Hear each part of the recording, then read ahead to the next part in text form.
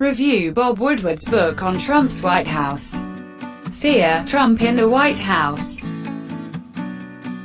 Some takeaways. The book has been making headlines since The Washington Post reported on it on the 4th of September, and leaked details seem to portray a White House in chaos, with the president who appeared to be unwilling to learn the duties of his office.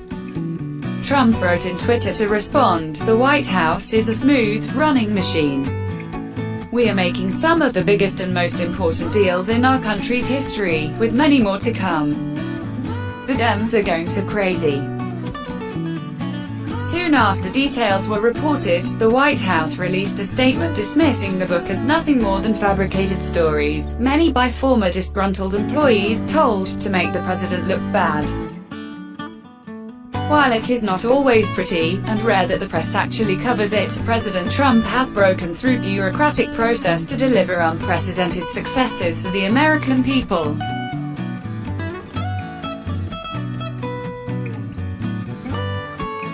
And President Trump has repeatedly criticized the book and Woodward on Twitter. The 448-page book paints a darker picture of Oval Office dysfunction, according to a Globe review of an advance copy. Here are some key moments from the book. 1. Mitt Romney lost in 2012. 2. Candy store tax bill. 3. A social committee, of sorts. 4. Iran, Russia, and nukes. 5. Trump on Kim Jong-un. Mitt Romney lost in 2012.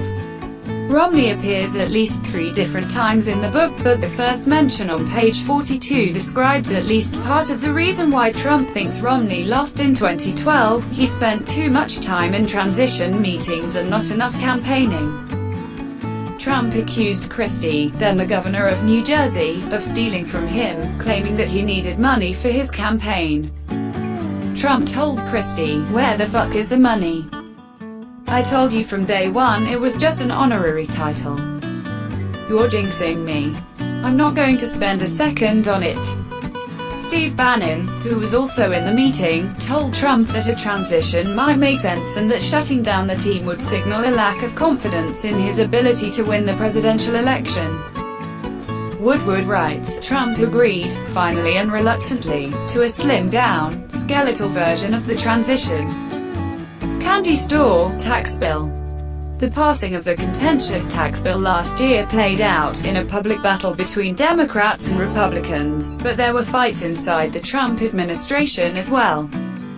Then Chief Economic Advisor Gary Cohn saw that he could do anything on the tax reform bill as long as Trump could call it a win.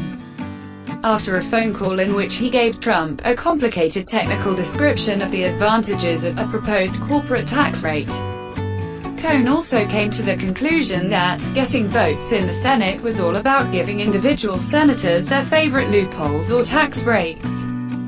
"It's a candy store," Woodward quotes Cohn as saying. Susan Collins of Maine is named as one of the senators who insisted on a specific deduction, in this case for teachers who bought supplies for their classrooms. The final bill was a dizzying labyrinth of numbers, rules, and categories. A social committee, of sorts. The president's Twitter habit comes up frequently in the book. Woodward notes that Trump sees the social media platform as his megaphone. "This is who I am. This is how I communicate. It's the reason I got elected. It's the reason that I'm successful," Trump said, according to Woodward. However, following a 2017 tweet in which Trump attacked MSNBC's Mika Brzezinski, alleging that her face was bleeding badly from a facelift, there was concern among White House staffers that Trump could lose crucial GOP votes, such as Collins, the Maine senator. So, Hope Hicks, Rob Porter, Cohn, and social media director Dan Scavino proposed a committee to vet the president's tweets. Trump would go on to ignore most reviews or vetting and did what he wanted.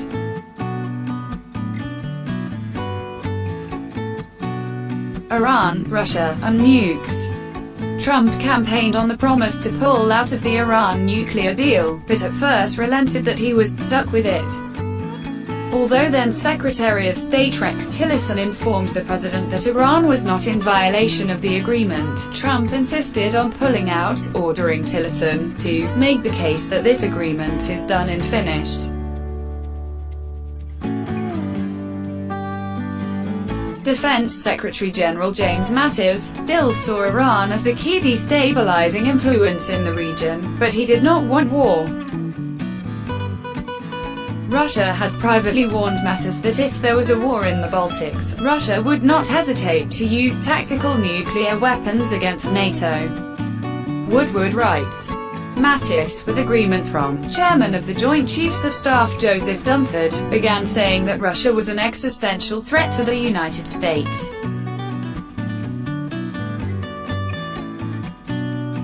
Trump on Kim Jong-un. Little Rocket Man. Woodward shows Mr. Trump musing. I think that may be my best nickname ever. This is all about leader versus leader. Man versus man. Me versus Kim.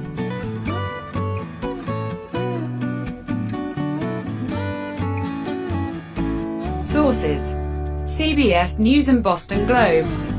Caricature by Don Quixote. Thank you for watching our book review, and please subscribe and like to encourage us for more reviews. Warmest regards. Inalib.org